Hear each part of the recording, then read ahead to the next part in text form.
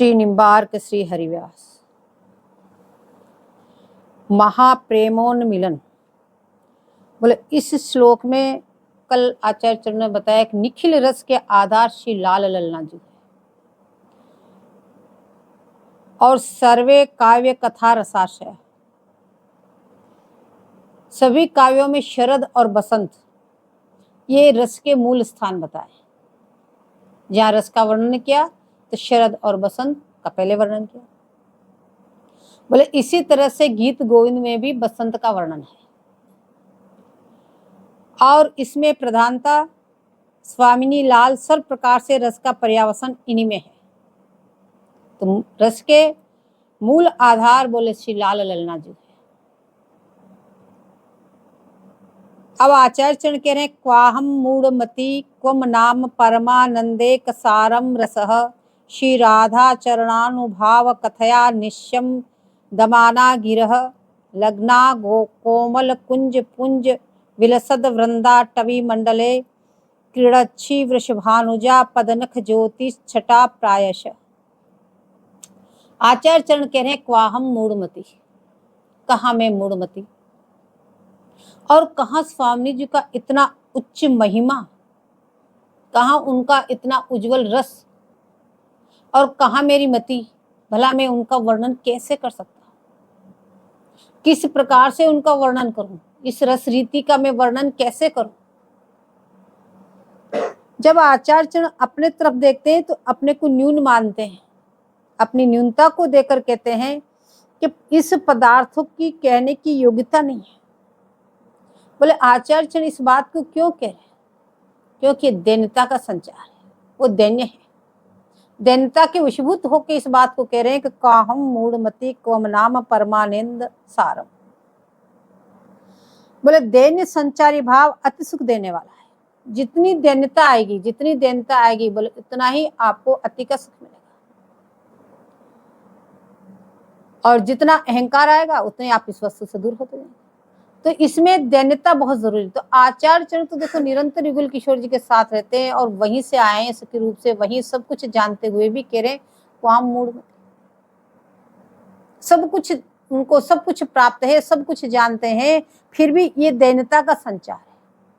तो आचार्य चरण स्वयं ऐसी दैन्यता को धारण करके आपको बता रहे हैं कि ऐसी दैन्यता आप में भी आएगी, तब ही आप इस रस रीति को और प्रेम रीति को समझ सकते हैं। जब तक दैन्यता не आई तो रस रीति तो बहुत दूर की बात है, प्रेम प्रीति को भी नहीं समझ सकते। दैन्यता ही आपको सब कुछ प्रदान कराएगी। अपने हृदय की अयोग्यता यह दैन्य देती है। बार बार सोचे हम कुछ नहीं, बाकी सब हमसे उत्कृष्ट हैं और हम तो इन सब के चरणों की धूल के बराबर ही नहीं है। बार बार यदि ये भाव हृदय में आया तो निश्चित रूप से उसमें दैन्यता प्रकट हो जाएगी धीरे धीरे। और जो ये भाव है हम सब कुछ है, फिर तो गए, फिर दैन्यता नहीं आ सकती। बोले क्वम नाम, बोले क्वाम मूढ़मति और कह रहे क्वम नाम।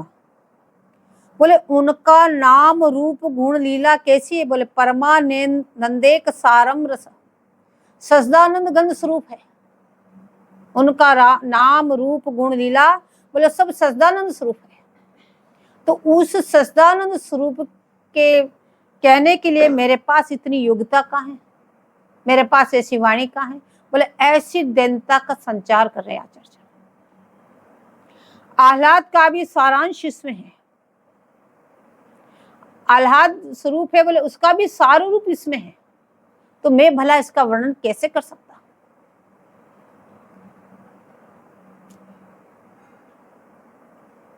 उनको देख रही अपने में योग्यता दिखती है।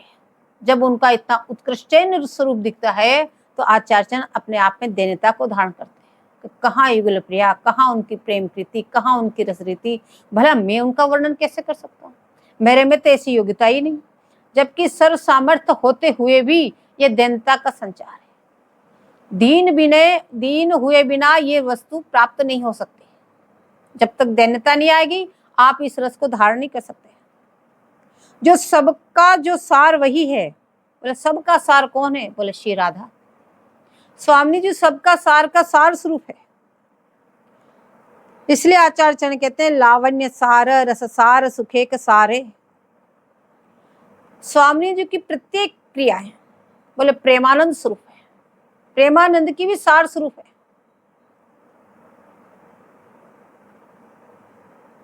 अब ग्रंथकर्ता इस बात को स्वीकार करते हैं कि स्वामी जी के चरण की प्रेम विलास की कथा मैंने वर्णन की है, यद्यपि मेरे में सामर्थ्य नहीं। पूर्व में बताया है कौम मूढ़मति क्वम नाम, बोले मैं उनका भला कैसे वर्णन कर सकता। फिर पुनः कहते हैं कि नहीं हमने उनका वर्णन किया है, संतोष धारण करते हैं कि ऐसी बात नहीं है, हमने उनका स्वामी जी के चरण की प्रेम विलास की कथा का हमने वर्णन कर रहे हैं, हम उनका वर्णन कर रहे हैं। निशंद मानागिरी, बोले मेरे वाणी से वो सारी कथाएं निकल चुकी है, मैंने इस वाणी से कहा है उस कथा को। इसलिए लग्रता कोमल, बोले कैसे कि निकुंज में दंपति सखी परिकर सहित विराजमान है, क्योंकि हमने वहां देखा है उनको।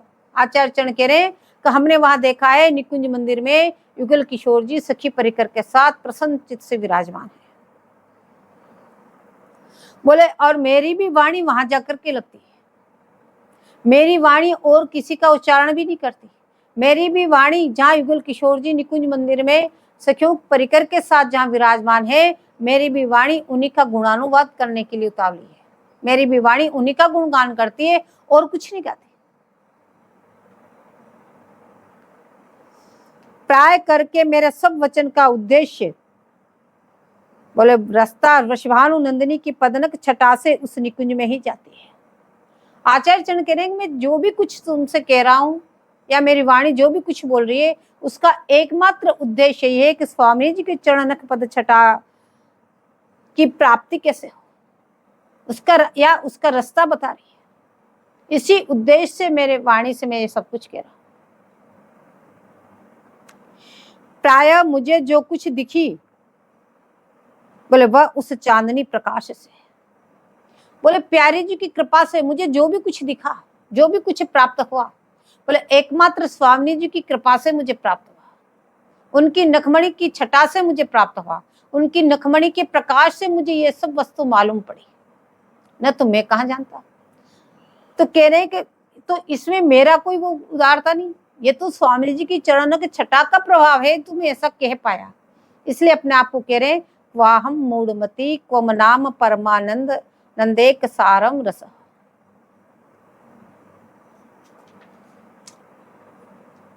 अब आचार्य चरणों ने अब तक सब प्रकार के रस को गाया, दास सख्य वात्सल सब प्रकार से आपको रस बताया, प्रेम प्रीति का मार्ग बताया कि प्रेम किसे कहते हैं वो बताया। अब सब प्रकार का रस बता करके अपना स्थान निकुंज बनाया। अब अपने निकुंज में अपना स्थान बना के, निकुंज में क्या है बोले रस रीति। अब वो रस रीति आपको बता रहे हैं। अब बता रहे हैं जो निकुंज हमारा स्थान है, तो उस निकुंज में जाने के लिए कौन सा रास्ता है, किस रास्ते से हम जाएं जो निकुंज में पहुंच जाएं। तो यहाँ कह रहे हैं कि वहां तक जाने का रास्ता पदनख ज्योति है। प्यारी जी के चरण कमल की जो पदनख की ज्योति है वो ही आपको प्रकाश दे करके निकुंज में पहुंचा सकती है। इसलिए निरंतर चरणों का ध्यान करते करते करते करते कभी तो वो नख छटा हृदय में उदय होगी, कभी तो वो नखमणि आपको हृदय में उसका प्रकाश दिखेगा। बोले वो नख ज्योति ही आपको निकुंज का रास्ता दिखा सकती है। ध्रुवदास जी महाराज भी इसी बात को कह रहे हैं कि सुख में मिलवो बिछुरवो यह कीनो निराधार। बोले जहां ममता वहीं बिछुरन में वियोग, जहां बिछुरन है वियोग है, बोले उसी का नाम प्रेम है। जिस लीला में मिलन और बिछुरन है उसका नाम है प्रेम प्रीति, और जहां पे नित्य मिलन होते हुए भी जहां मिले रहत मन कबहू मिले ना, वो जो रीति है उसका नाम है रस रीति। तो आपको अब तक प्रेम रीति को समझाया। अब चित्त धाम में जाए और सखियों में आह्लाद में सुख दुख ताप मिली भई, वहां संयोग में शीतलता, बिछुरन में अति तीक्ष्ण, बोले वह आह्लादनी वृत्ति ही प्रेम है। अब आपका चित्त जब धाम में जाएगा, वृंदावन धाम में, तो सखियों में जो आह्लाद का सुख है, बोले उससे आप भी सुखित हो जाओगे। बोले संयोग में कितनी शीतलता है और विचरण में तो कितनी तीक्ष्णता है। वहां तो नित्य संयोग है, विचरण तो है ही नहीं। तो जो वो वृत्ति है वो आह्लादनी प्रेम की वृत्ति है। मिलन में सुख, वियोग में दुख हो, बोले उसी को प्रेम कहते हैं। जहां संयोग वियोग की लीला है उसी का नाम प्रेम प्रीति है। दोनों को अलग अलग समझा रहे हैं। प्रेम प्रीति किसे कहते हैं, रसरीति किसे कहते हैं। तो लीला में प्रेम प्रीति का उपयोग संभाल कर विवेचना करना चाहिए। बोले किस प्रकार का रस है, किस प्रकार की प्रेम प्रीति है, तो उसको संभाल संभाल करके आपको उन लीलाओं का आस्वादन करना चाहिए। अब यहाँ दो पद्धति क्या है, ये दो पद्धति क्यों होगी, प्रेम प्रीति और रसरीति? तो कह रहे हैं कि यह रस की विलसन है, निकुंज में निरंतर रस की विलसन है। और बाकी कह रहे हैं यहाँ पे श्रीमद् भागवत में भी प्रेम प्रीति की ही प्रधानता है। भागवत जी में भी प्रेम प्रीति का वर्णन किया है, उसी की प्रधानता रही। जितने भी ठाकुर जी की प्रकट लीलाएं हैं उसमें सब प्रेम प्रीति है, सब प्रेम का वर्णन किया है। और जब महाराष्ट्र में तो बोले गोपियों को प्रेम रूपी ध्वजा बताई। तो सर्वोत्कृष्ट प्रेम प्रीति क्या है, वो बोले श्रीमद् भागवत जी में यथावत बताई हुई है।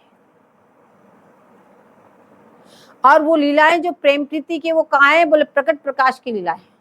जितनी भी प्रेम प्रीति की लीलाएं हैं वो यहाँ पे ब्रज में प्रकट होने की लीला है। अब ये प्रकट प्रकाश की लीला का वर्णन करते हैं तो वहां सभी लीला का विकास ही प्रेम प्रीति है। जितनी भी प्रकट लीलाएं हुई उन सब में प्रेम प्रीति की लीला का ही विकास है।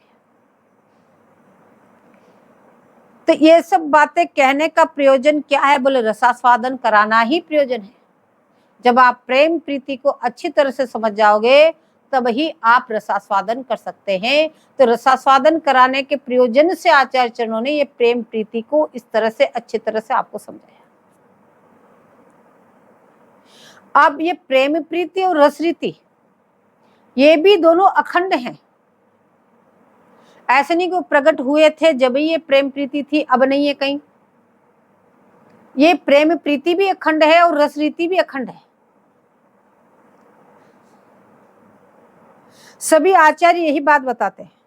सेवक वाणी में भी यही अर्थ बताते हैं। सेवक वाणी में प्रेम प्रीति रसरीति का अच्छी तरह से वर्णन हुआ, तो उन्होंने भी इसी बात को स्वीकार किया। बोले प्रेम की विच्छेद संयोग में रस माधुरी को युगल सम विलसा और रसिकों को पिलाया प्रकट होकर। अब रसरीति में नित्य किशोर वही श्री ललिता जी और स्वामी जी आश्रय रस लीला के सिवा और कोई लीला है ही नहीं। जब रसरीति की बात आती तो वहां तो प्रिया लाल और सखियों के अलावा दूसरा कोई है ही नहीं, वहां तो सिर्फ यही। बोले वहां क्या है, बोले तहां विहरत दो मीत मनोज। और जब निकुंज का वर्णन करते हैं आचार्य चरण, तो निकुंज का वर्णन करते करते करते कहते हैं बनवती अनत न जाए। बोले इसको छोड़ के अन्य कहीं नहीं जाते। बोले इसी निकुंज में रहते हैं, इसी वृंदावन धाम में रहते हैं, इसको छोड़ करके एक कदम भी बाहर नहीं रखते। क्योंकि मृदु कुंदन मणिमय अवनी पर दोनों अखंड रूप से प्रेम रस माधुरी को विलसते हैं। उनकी जो रूप माधुरी है वो प्रेम रस माधुरी है, वो रसरीति के अनुसार वहां विहार परायण है। तो उसको छोड़ के तो एक कदम भी बाहर नहीं जाते। अब इसमें आपको केवल रसरीति समझाने के लिए प्रेम रीति को इस प्रकार से समझाया। आप वहां पे इसमें भेद मत कर लेना, क्योंकि दोनों ही रस की लीलाएं हैं और दोनों ही रस की लीलाएं नित्य है। प्रेम प्रीति की लीलाएं भी नित्य है और रसरीति की लीलाएं भी नित्य है, दोनों नित्य है। यदि इनको साध्य और साधन कर दे तो बात नहीं बनेगी। इनका चिंतन करो, साधन बना लोगे, इससे फिर वो मिल जाएंगे, बोले ये बात नहीं बनेगी, वो तो नित्य है। बोले बिना इस पद्धति को स्वीकार किए बोले आपको रस प्राप्त नहीं हो सकता। जो आचार्य चरण जो पद्धति बता रहे हैं इसके अनुसार नहीं चलोगे तो आपको इस रस की प्राप्ति नहीं होगी।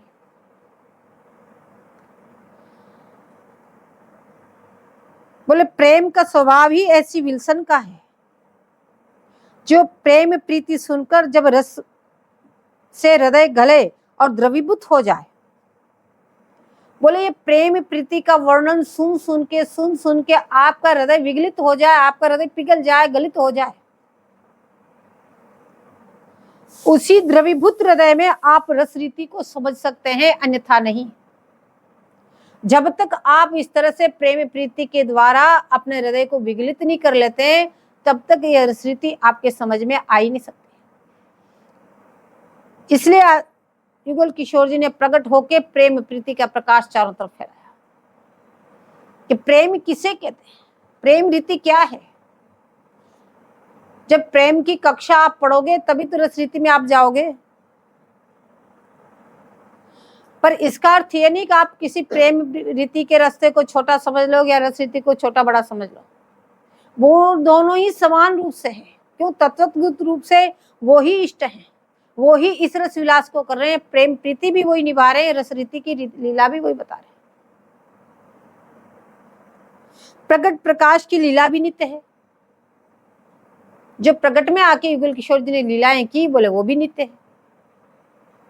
जैसे निकुंज की लीलाएं नित्य है, ऐसे प्रकट प्रकाश की लीलाएं भी नित्य है। बोले इनके स्वरूप में सख्य वासल कांता भाव आदि अवश्य मिली होगी। अब जैसे वृंदावन धाम नित्य है, ऐसे गोकुल भी नित्य है, नंदगांव भी नित्य है, बरसाना भी नित्य है, गोवर्धन भी नित्य है, सभी ब्रजमंडल नित्य, और उनमें वो लीलाएं भी नित्य नित्य। अपने माता पिता को भी सुख देते हैं लाल जी, सखाओं को सुख देने के लिए नित्य गोचारण में भी जाते हैं, तो प्यारी जी पुनः विरह में रहती है। तो ये जो प्रेम प्रीति की जो लीलाओं का वर्णन किया, ये नित्य है। ऐसा नहीं प्रकट हुए उसी समय हुआ, अब नहीं है। बोलो जो ब्रजधाम नित्य है, उसमें तो लीलाएं आज भी अद्यावधि ऐसी चल रही है। परंतु अंतर इतना है प्रेम प्रीति में, रस रीति में, आश्रय केवल श्री लालजी रहेंगे वहां पे। हाँ, उस प्रकट प्रकाश की जो लीलाएं हैं उनमें असुरवध है या दूर प्रवास, जैसे द्वारका चले गए, बोले ये लीलाएं वहां नित्य में नहीं है। ये तो यहीं पे किए और यहीं पे समाप्त। तो दूर प्रवास भी नहीं है और असुरवध भी नहीं है, ये लीलाएं नित्य में नहीं है। बाकी लीलाएं नित्य में, तो प्रेम प्रीति भी नित्य है और रसरीति भी नित्य है। तो ये आपका जो उपासना है वो रसरीति की है। तो रसरीति को समझाने के लिए आपको प्रेम प्रीति का इतना समझाया ताकि आपका हृदय द्रवीभूत हो, विगलित हो। जो कठोर हृदय है वो विगलित होके और द्रवित हो जाए। अब यहाँ पे आचार्य चरणों का मन कहाँ हरण हुआ? प्रेम प्रीति का वर्णन करके कह रहे हैं कि आचार्य चरणों का मन कहाँ लगा, कहाँ जाके उनका मन हरण हुआ?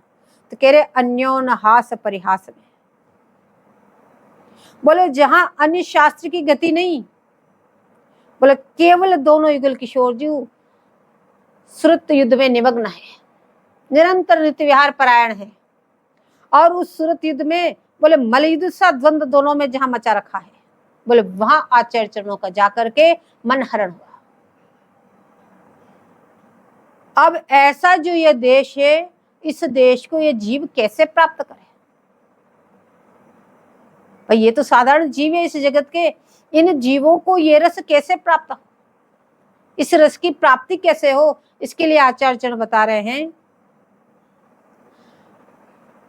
कि ये वस्तु देखो रागात्मिका है। ये जो रसरीति है, ये जो निकुंज रस है, ये रागात्मिका है।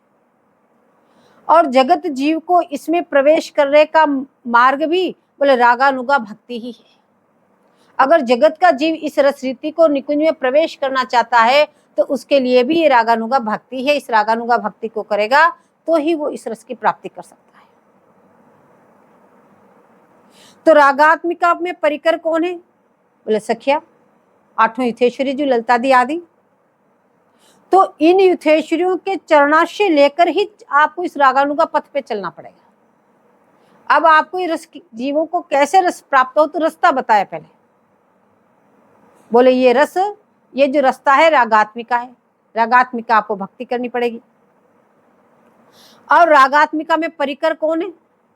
बोले देखो 8 युथेश्वरी जी ललितादि आदि परिकर हैं, तो उनका चरणों का आशय आप ग्रहण करेंगे उन सखी परिकरों का, तो जब आपको ये रागानुगा पथ मिलेगा। जितने भी आचार्य आए हैं, जैसे निम्बार भगवान रंग देवी जी है, स्वामी हरिदास जी महाराज ललिता जी है, ऐसे जितने भी आचार्य आए वो सभी बोले निकुंज की सखियाई तो है, तो उनके चरणाशय हुए बिना आपको ये रास्ता कदापि नहीं मिल सकता। यदि आपको इस निकुंज की प्राप्ति करनी है तो बोले ऐसे उन परिकर को आपको चरणाशय लेकर ही चलना पड़ेगा। बोले क्यों? क्योंकि उस देश में किंकरी के अलावा और किसी का प्रवेश नहीं है। केवल निकुंज में किंकरी ही जा सकती, किंकरी गम्य है। और इन ललतादिक 8 परिकरों जो सखी वहां पे है, बोले इन्हीं की में ये किंकरी भाव है, और जिसमें ये किंकरी भाव है वो ही आपको किंकरी भाव दे सकते हैं। बोले स्वयं युगल प्रिया भी आपको किंकरी भाव नहीं दे सकते, क्योंकि उनमें किंकरी भाव नहीं है। किंकरी भाव एकमात्र सखियों में है। इसलिए इन सखियों के चरणाशय को लेकर के ही आपको ये पथ मिलेगा, ये रास्ता मिलेगा, और वो ही आपको किंकरी भाव दे करके आपको निकुंज में ले जा सकती है। अब नित्य प्रकाश में भी स्वामिनी लाल आराध्य रूप है और ललतादिक आराधक रूप में है, और ये वृंदावन धाम सेवा सामग्री में। जहाँ नित्य उपासना है वहाँ प्रियालाल आराध्य है, और ये सब सखी परिकर उनकी आराधक है, और वृंदावन धाम उनकी सेवा सामग्री है। बोले कब इसमें प्रेम कहां से आता?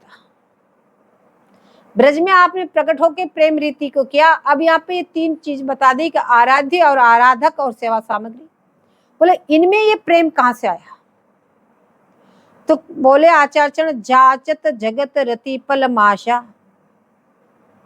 बोले स्वामी जी ने तो यहाँ पे दीना खोल खजाना खासा, अपना पूरा खजाना ही खोल दिया अपने खास प्रेम को वितरण करने के लिए। बोले कैसे खजाना खोल दिया, किस प्रकार से खजाना खोल दिया ये जगत के जीवों के लिए कि तुम लो जाचत जगत रति पल माशा और दीना खोल खजाना खासा।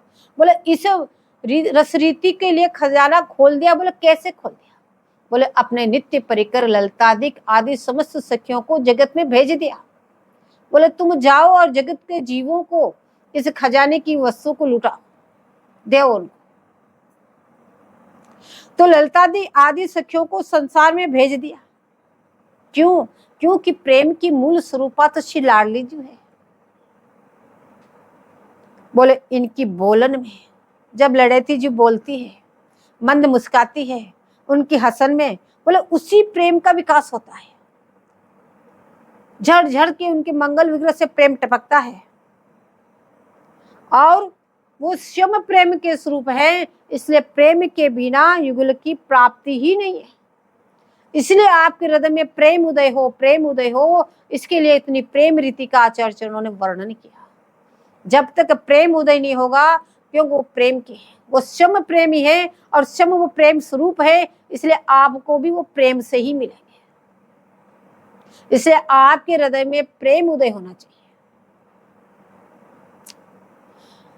यशा सूरजत पद नखमणि ज्योतिरेक छटाया सांद्र प्रेमामृत रस महासिंधु कोटि विलास साचे द्राधा रचयति कृपा दृष्टि पातम कदाचिन मुक्ति तुच्छी भवति बहुष्य प्राकृता प्राकृतशी। अब यहाँ पे आचार्य चरण कह रहे हैं कि जिनकी चरणक छटा से बोले प्रकाश स्फुर्जित हो, एक चरणक छटा के प्रकाश मात्र से, बोले उसी एक छटा से सच्चिदानंद प्रेम माधुरी बह उठती है। बोले सच्चिदानंद सागर के सागर बह उठते हैं। ऐसी प्रेम माधुरी के सागर बह उठते हैं। केवल चरण नख, चरणों में 10 नख के वो एक नख चंद्र की छटा का जहां प्रकाश आया, बोले वहीं सच्चिदानंद प्रेम रस माधुरी का सागर बह उठता है। अब अपने अंदर टटोलो, हमारे अंदर अभी तक प्रेम क्यों नहीं उदय हुआ? कि उनके चरण नख मणि ज्योति का प्रकाश नहीं आया।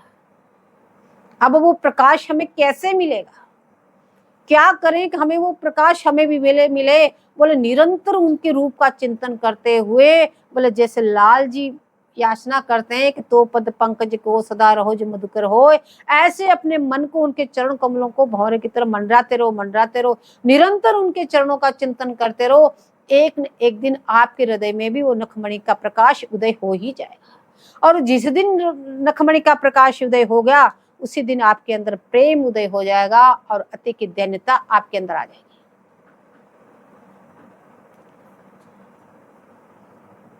और ये कैसे प्राप्त होगा, यहाँ बता रहे हैं।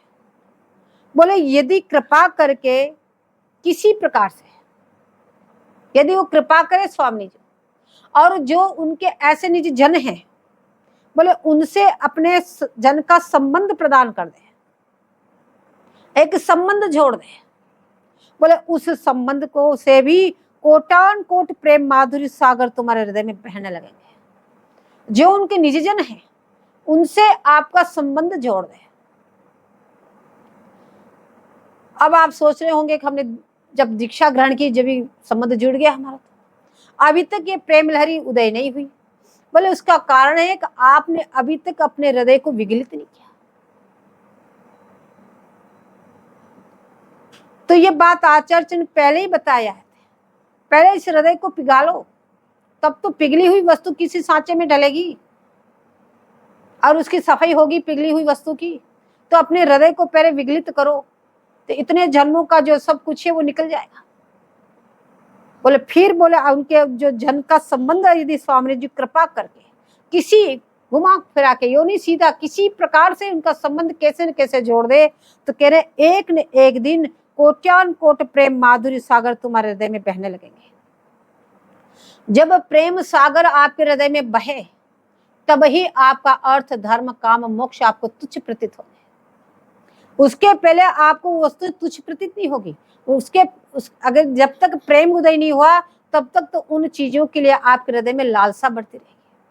लेकिन जिस दिन उनके चरण नखमणि की छटा उदय हो गई, उसी समय अर्थ धर्म काम मोक्ष सब आपके सामने तुच्छ हो गए। बोले अब ये नहीं चाहिए, अब तो एकमात्र प्रिया चाहिए। तो वो चरण कैसे हैं? जिनकी नखमणि छटा से इस प्रकार से प्रेम सागर बहते हैं। तो कह रहे महाप्रेमोन मिलनवा। बोले जिस प्रेम देश में, जो ब्रजमंडल मथुरा तक में प्रेम देश माना गया है, बोले और महाप्रेम जो किशोरी जी संबंधित लीलाएं हैं, बोले उस महाप्रेम सिंधु से नवरस और नवरस की सिंधु से उदित भय लहर का प्रवाह चला और उसे सर्व विश्व को आप्लावित कर दिया।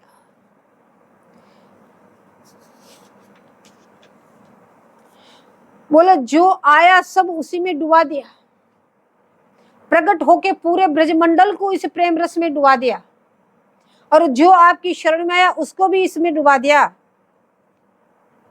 और दीव बोले जो गोता लगावे वो भी डूबे, और जो बाहर तट पे खड़े रहे वो भी छींटों से भीग गए, वो भी अछूते नहीं रहे। तो यह प्रभाव कहां से आया? बोले नेत्र की वक्र दृष्टि कौन से उदय हुआ, जिसके सामने तिरछी चितवन करके एक कटाक्ष डाल दी, बोले सब के सब डूब गए। बोले तिरछी नैन नृत्य की स्वाभाविक चलन से सुधा सिंधु लहरी प्रवाहित हुई। बोले आपने एक तिरछी चितवन से जब निहारा, आपकी जो नयन की जो नृत्य गति थी, बोले वो स्वाभाविक गति है, स्वाभाविक चलन है आपकी, तो उसी से आपका सुधा सिंधु लहरी प्रवाहित हो गई। बोले प्रेम के समुद्र उड़ल दिया। बोले इस प्रेम के लिए तो बोले ललनजू सी प्रिया जी से भिक्षा मांगते हैं कि आपके नेत्र की करुणा कटाक्ष मुंह पे कब डालोगे। अब अस्मादिक साधकों को कृपा कटाक्ष कैसे मिले? बोले एक ही उपाय, रज में आके पड़ जाओ।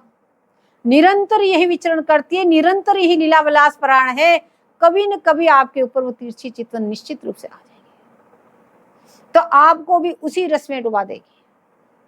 इसीलिए निरंतर वृंदावन धाम का सेवन के लिए कहा, निरंतर पड़े रहोगे, निरंतर पड़े रहोगे तो एक न एक दिन कृपा दृष्टि जरूर फेंकेगी आपकी तरफ कि ये कितना मेरे धाम से प्यार कर रहा है और कैसे इस रज में लोट लगा रहा है, ये मेरा जन है।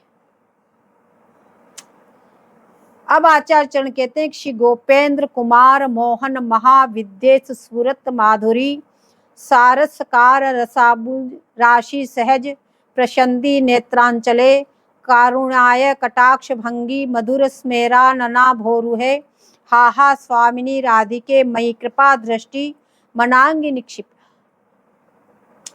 बोले यह गोपेंद्र कुमार से विदे तक एक ही संबोधन किया गया है, बार बार उसी चीज को संबोधन किया है यहाँ पे। बोले महामोहिनी विद्या से जो परिपूर्ण है, कौन? बोले हमारी स्वामी जी। लाल जी मोहन है तो हमारी स्वामी जो महामोहिनी है, क्यों? जो साक्षात मनमथ है, बोले जो मनमथ है उनको भी मोहित कर दिया, इसलिए स्वामी जी महामोहिनी है। तो यहाँ कह रहे महामोहिनी, और इस महामोहिनी विद्या से परिपूर्ण है। बोले ऐसी विद्या है जिससे लाल जी मोहित हो जाते हैं। तो मोहन मदन गोपाल पर हंसी गुलाल जब डारी। बोले लाल जी मतवाले होके खेल रहे थे होली में, सब पे गुलाल डाल रहे थे, और जब प्यारी जी आई नेक तिरछी चितवन से देख के एक मुट्ठी भर के गुलाल डाल के मुस्काई, बस लाल जी खेलना ही भूल गए, चट सखियों ने पकड़ लिया। तो बोले ऐसी जो स्वामिनी जी, अब क्या हुआ, ऐसे जैसे ही उन्होंने डाला, बोले लाल जी तो मोहित हो गए, खेल भूल करके और पीछे पीछे डोलने लगे। ऐसी जो महामोहिनी है, ऐसी जो मोहनांगी हमारी स्वामी जी है, ऐसी मोहन महाविद्या रूपा स्वामी जी के नेत्र पाश की स्पर्श से, यानी उनकी नेत्र की कटाक्ष से, उनकी कोर से स्वाभाविक रूप से प्रेम के समुद्र मुड़ते हैं, और करुणा भिगी कटाक्ष से एक भंगी, बोले एक तरह की स्वामी जी। आया आचार्य चरण कह रहे हैं, हे स्वामी जी, वह करुणा कटाक्ष मुझ पर कब करोगी? लेकिन स्वामी जी आप तो निकुंज में हैं और मैं तो यहाँ जगत में पड़ा हूं, तो वहीं से वही करुणा कटाक्ष मुझ पर फेंक। जब ये बात आपकी करुणा कटाक्ष से ही बनेगी तो आप वहीं से करुणा कटाक्ष मुझ पे डाल दो। विश्व माने, बोले यहाँ निकुंज और ब्रजधाम को कह रहे हैं। बोले जहां आपके रसिक जन विराजमान हैं, बोले उन सबको आपने तरोबर कर दिए, तो एक कटाक्ष मुझ पे भी डाल दो। देखो आचार्य चरण वहीं से आए हैं, निरंतर कटाक्ष से तरबतर है, फिर भी उनकी लालसा देखो। बोले इतनी प्रगाढ़ लालसा उदय नहीं हो तब तक कटाक्ष मिलती भी नहीं।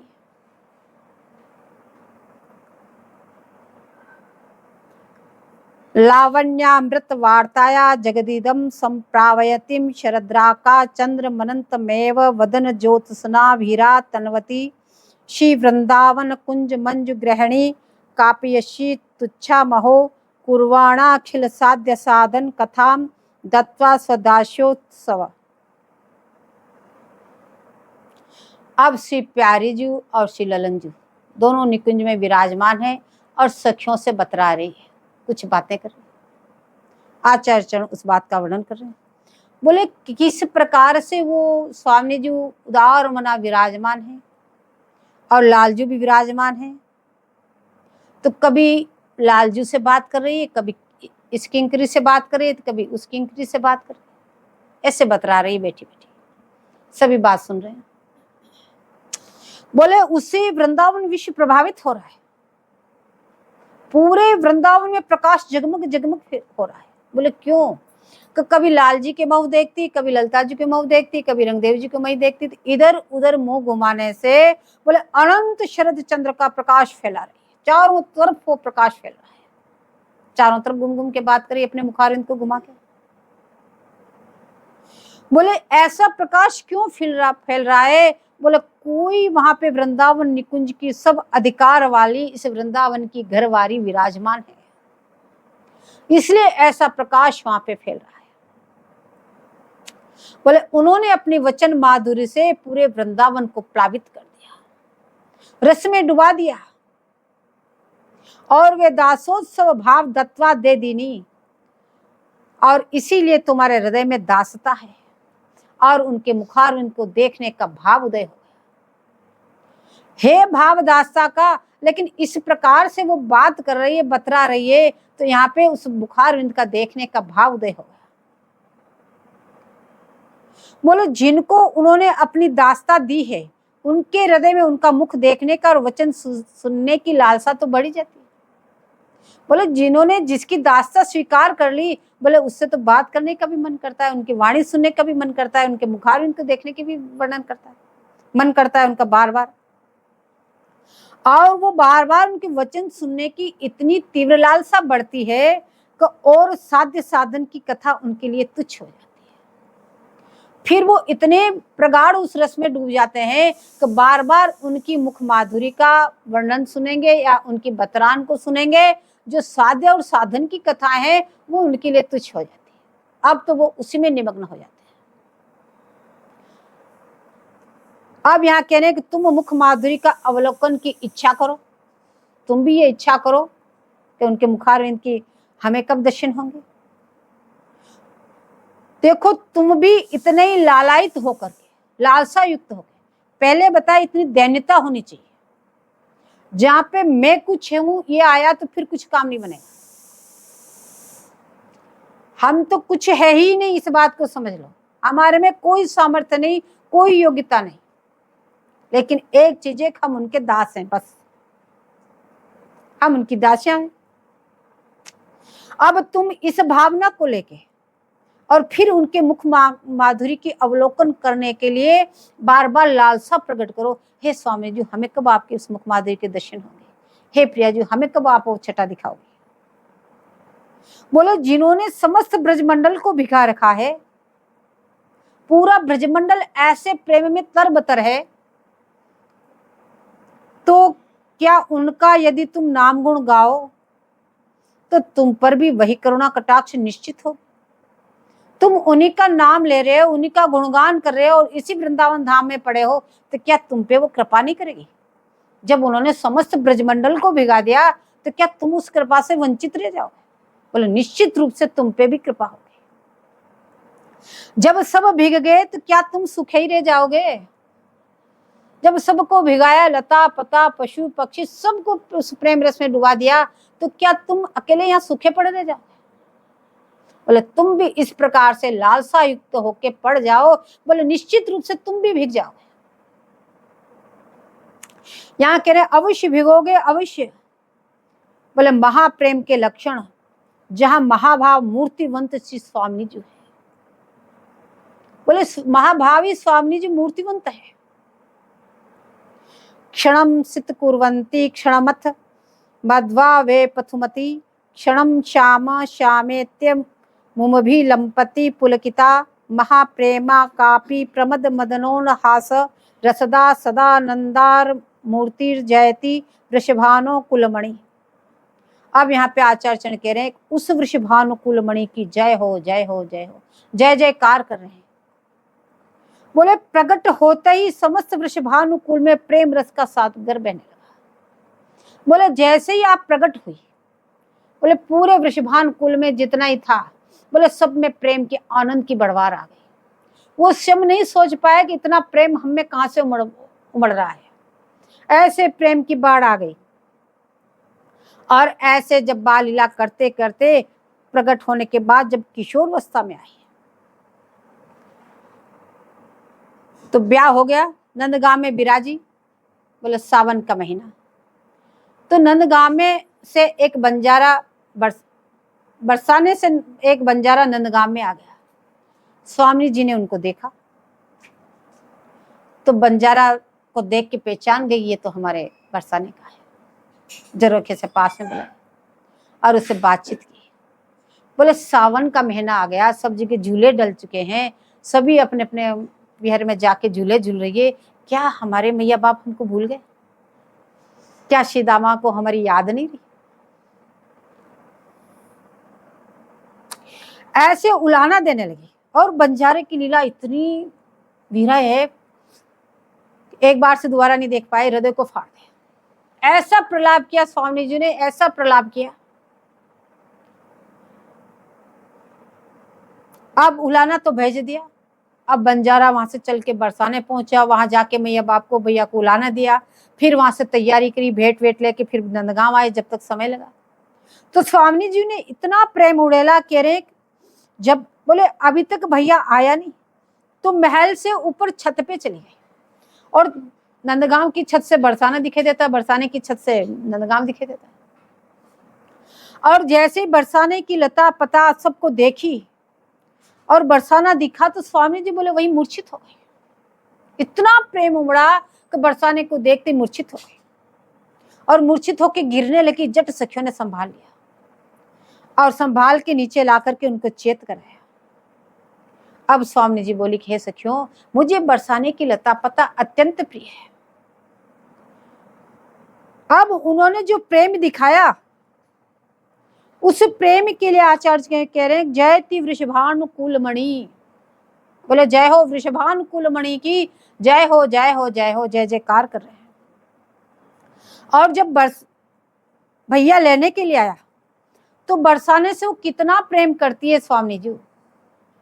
बोले यहाँ एक बरसाने का उदाहरण दिया, ऐसे पूरे ब्रजमंडल से प्रेम करती है। ऐसे प्रेम का दान थोड़ी हो गया, ऐसे प्रेम में थोड़ी भी गए। जब स्वामी जी प्रेम प्रदान किया तभी तो वो भीगे। तो बरसाने में उनका कितना प्रेम है बताते हैं कि प्रेम सरोवर पे पहुंची तो वहीं से पर्वत के दर्शन हुए, तो वहीं से प्रणाम करती है और वृक्षों से गले मिलती है। एक एक को स्पर्श करके सब में प्रेम का संचार किया स्वामी जी ने। यहाँ पे बोले बरसाने चली, यह पर्वत वृक्ष प्रेम ही प्रकट करने के लिए स्वामी जी प्रकट हुए। इन पर्वतों में, इन वृक्षों में, इन लता पताओं में प्रेम प्रकट करने के लिए स्वामी जी ने आज यहाँ पे प्रकट हुई है। केवल एक प्रेम का साम्राज्य के लिए तो प्रकट हुई, स्वामी जी ने सबको प्रेम दान करने के लिए तो प्रकट हुई। तो क्षम सित कुर्वंती, अब जाके बरसाने में विराजमान हो। अब बरसाने पहुंची तो प्राण जीवन के लिए प्रेम विचारने लगी कि लाल जी तो वहीं रह गए। अब उनके प्रेम को सोचने लगी बार बार। तो क्षणम क्षणम में सीसी करती है लाल जी को याद कर करके, और रोमांच होती है, क्षण क्षण में प्रलायमान होती है, और होकर श्याम श्याम आलाप करती है। बोले किस प्रकार का प्रेम। बोले यही अनिवर्चनीय महाप्रेम, बाहर से विच्छेद पर भीतर से अति प्रमद। अब बाहर से विच्छेदाभास दिखाई दे रहा है, विच्छेद हो गए, प्रलाप करती है, लेकिन भीतर से कितने अति के निकट है। तो अति प्रमद मदन रस से वह मूर्ति परम आनंदमय हो रही है, इसलिए उनको वृषभानुकूल मणि कहा। इसलिए उनकी जय हो, ऐसे वृषभानुकूल मणि की जय हो जय हो जय हो। अब यह महाप्रेम की लहर जब प्रवाहित हुई तो उससे ब्रज के जड़ चैतन्य सब डूब गए। ऐसे नहीं चैतन्य थे उनको प्रेम में डुबाया स्वामी जी ने, जो जड़ थे वो भी प्रेम में डूब गए। पर्वत पहाड़ ये रजकण वगैरह सब उस प्रेम से प्लावित हो गए। नयनों के स्वाभाविक फेरन से ही प्रेम रस माधुरी उदय होती है। बोले स्वामी जी तिरछी चितवन में जब इधर उधर नेत्र को घुमा के देख ले, वहीं पे प्रेम के समुद्र उमड़ते हैं। खंजन मीन मृगज मद मेटत, कहा कहो नैनन की बातें, सुनि सुंदरी कहाँ लो सिखई, मोहन बशीकरण की गाते, बंक निशंक चपल अनियारे, अरुण श्याम सित रचे कहाते, डरतन हरत परायो सरवस, मृदु मधु शिव मादिक दृग पाते, नेक प्रसन्न दृष्टि परत करी, नहीं मोतन चितयो प्रमुदाते, जय श्री हित हरिवंश हंस कल गामिनी, भावे सो करहूं प्रेम के नाते। अब यहाँ कह रहे कि हे प्रिया, आपके नेत्रों की चंचल की चर्चा तो हो ही नहीं सकती। आपके नेत्र कमल कितने चंचल है। बोले न तो इसकी हम किसी की उपमा दे सकते हैं, न इसकी चर्चा कर सकते हैं। बोले इन चंचल नेत्रों से स्वामी जी क्या करती है। बोले प्रेम रस का दान करती है, सबको उस प्रेम रस में डुबाने के लिए स्वामी जी के नेत्र इतने चंचल है। बोले खंजन की चंचलता, खंजन पक्षी वो छोटा सा होता है, एक क्षण स्थिर नहीं रहता, इधर इधर फुदक के बैठता रहता है। तो कह रहे उस खंजन पक्षी की चपलता और मछली का अपसरण आकरण है लंबे लंबे जो आपके नेत्र कमल है, और मछली की जो गति है नेत्रों की, और मृग की भुलाई, कैसे भोले ढह पानी पी लिए, जो मृग जैसा भोला होता है, बोले आपे के ऐसे नेत्र की बुराई, बोले तीनों एकत्रित करने पर भी तीनों के मद को आपके नेत्र मेड़ देते हैं। बोले आप इन तीनों को इकट्ठा भी करके इनके समान को, बोले वो तो आपके नेत्रों के सामने सब तुच्छ हो जाते हैं, उनका घमंड चूर चूर हो जाता है, वो तो तुच्छ है। पर एक बात सखी कह रही कि सुने सुंदरी, हे स्वामी जी सुनो, एक बात सुनो, कहाँ लो सिखाई ये तो बताओ। बोले क्या सिखा? मोहन वशीकरण की गातें, ये जो लाल जी को वशीकरण की जो ये गाते हैं, इन नेत्रों ने कहाँ से सीखी, ये बात तो हमें बता दो हे स्वामी जी, जो आपके नेत्रों में ये गाते हैं आप कहाँ से सीख आई हो? बोले इनकी बीच की जो बंकता है, विशालता है, चपलता है, ऐसे इन सारे की रचना किसने की? आपके नेत्रों की। और इस नेत्रों के अरुणता, श्यामता और शीत, तीनों ये रंग कहाँ से रचे? श्वेत रंग, लाल रंग और ये जो श्याम रंग, बोले इस तीनों रंग आप कहाँ से लाए? ये लालिमा कहाँ से आई? और स्वामी जी चलो ठीक है आपके नेत्र ऐसे हैं, पर डरतन हरत परायो सर्व, बोले दूसरे का सर्व कुछ हरण कर लेते हैं, इनको नेक भी भय नहीं। ये तो दूसरे का सर्वस्व हरण करने में भी डरते नहीं, इतने निर्भीक हैं, सब कुछ हरण कर लेते हैं। तो नेत्रांते नटने मृदुमव इव, बोले कौन सी इनमें मादकता है जो देखते ही मानो मृदुलता मादकता के समुद्र में डुबा दिया। तो ऐसी वस्तु इत नेत्रों में कहां से ले आई हो? आप प्रभात के समय जो हमारी तरफ नहीं देखती हो, इसलिए हम कहते हैं कि हे प्रसन्न चित्त से, हे स्वामी जी आप प्रसन्न चित्त से नेक हमारी तरफ देखो तो सही, क्योंकि आपकी इस करुणा दृष्टि से ही हम जीवित रह सकते हैं। तो जो ही गुण सर्वस चोरी लई हो नागरी, ते गुण अब प्रतिपाल, तो कैसे ही है स्वामी जी, है हंस कलगामिनी जी, प्रेम के नाते जैसा चाहो वैसा आप करो। तो इसी प्रकार से सुधानिधिकार भी कहते हैं कि इसी दृष्टि के प्रार्थी सखी लाल और सभी हैं कि कब आप हम पे करुणा दृष्टि करोगी हे स्वामी जी, कब आप हम पे कृपा करोगी। इसलिए कहते हैं कि प्रीति की रीति गोपाल ही जाने। वास्तव में प्रेम की रीति क्या है वो तो लाल जी जानते हैं, और कोई जान ही नहीं सकते। श्री सुधा जी महाराज कहते हैं कि सर्वस देत बुराई ही ते चतुरन ते चतुराई ठानत। और सुधा जी महाराज अंतिम में कहते हैं खंजन नयन रूप रस माते, अतिशय चारु चपल अनियारे, पल पिंजरान समाते, चली चली जात निकर शवननिके, उलटी पुलटी ताटंक फंदाते, सूरदास अंजन गुण अटके, नतर अवही उड़ जाते।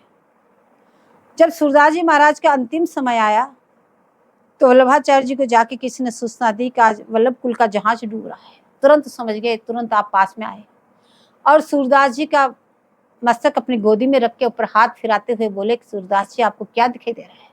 तो उस समय सूरदास जी ये पद बोलते हैं कि खंजन नयन रूप रस माते, बोले यह प्रेमोन्मिल भाव रस सिदा सिंधु, बोले इन्हीं नेत्रों पे नेत्र टिके हुए हैं। तो इन नेत्रों की नटन पर सूरदास जी की भी अंतिम दृष्टि इन्हीं नेत्रों पे गई। तो कहते हैं खंजन नयन रूप रस माते, बोले खंजन के समान ये नेत्र नृत्य कर रहे हैं। सूरदास जी बता रहे हैं बोले खंजन के समान ये नेत्र नृत्य कर रहे हैं और रूप से भरे हैं। बोले किसका रूप इसमें भरा हुआ है? बोले लाल जी का रूप इन नेत्रों में भरा हुआ है।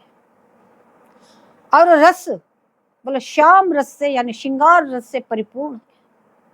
खंजन नयन रूप रस माते, ऐसे नेत्रों के मैं दर्शन कर रहा हूं। बोले क्या करे? अतिशय चारु चपल अनियारे, अतिशय सुंदर चारु और अति के चपल है, आकर्णात है, लंबे लंबे है, पल पिंजरा न समाते, इन पलक रूपी पिंजरा में ये समा नहीं रहे, ऐसे नेत्र कमल है। बोले चली चली जात निकट शवननी के, उलटी पुलटी ताटंक फदाते। बोले बार बार चल के दौड़ के जाते हैं, लेकिन जो कानों में कर्णफूल है इस ताटंक के फंदे में फंस के पुनः लौट आते हैं। बोले सूरदास अंजन गुण अटके, नतर अब ही उड़ जाते हैं। बोले एक तो बारीक अंजन की रेख डाल रखी, तो इस डोरी से इनको बांधे हुए हैं, न तो अभी ये उड़ के कहीं चले जाते, पता नहीं चलता। ऐसे सूरदास जी की अंतिम में प्रिया जी के नेत्रों में उनकी जाके दृष्टि टिकी, तो उनमें केवल तत्सुख भाव भरे हुए हैं। रूप रस बातें कह रहे ना, तो श्याम के लिए केवल तत्सुख भाव से भरे हुए नेत्र है। श्याम को सुख देने के लिए स्वामी जी के नेत्रांत नटने की व्याख्या की। लाल जी का कितना सुख इसमें भरा हुआ है, बोले इस सुख का वो वर्णन कर रहे हैं। जय जय श्री हरिव्यास।